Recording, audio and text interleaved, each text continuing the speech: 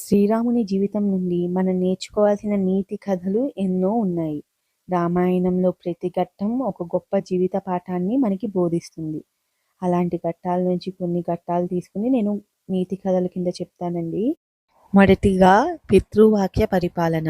దశరథ మహారాజు కైకకి ఇచ్చిన మాట కోసం పట్టాభిషేకాన్ని వదులుకుని రాముడు అడవికి వెళ్తాడు. ఇక్కడ నీతి ఏంటంటే పదవి సంపద కంటే ఇచ్చిన మాటను నిలబెట్టుకోవడం మరియు తల్లిదండ్రులు గౌరవాన్ని కాపాడడమే ఎక్కువ అని నీతి వస్తుంది. తర్వాత ఉడత సాయం. లంకకు వారధి నిర్మిస్తున్న సమయంలో ఒక చిన్ని ఉడత తన శక్తి మేరకు ఇసుకను రాల్చి సహాయం చేస్తుంది.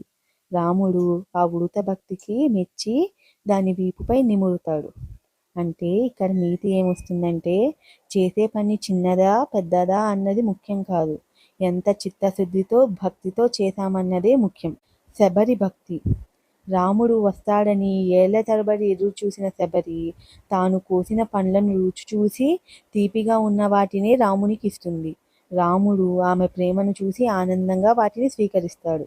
దీనిలో నీతి ఏంటంటే భగవంతుడు కోరుకునేది కేవలం నిష్కల్మషమైన ప్రేమ మరియు భక్తి మాత్రమే. తర్వాత విభీషణ శరణాగతి. సొంత అన్న రావణుడు తప్పు చేశాడని తెలిసినప్పుడు విభీషణుడు అతన్ని వదిలి రాముని శరణు వేడుతాడు.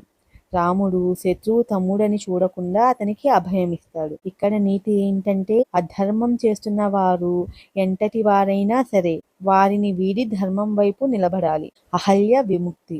గౌతమ మహర్షి శాపం వల్ల రాయిగా మారిన అహల్య రాముని పాదధూళి సోకగానే తిరిగి మనిషిలా మారుతుంది.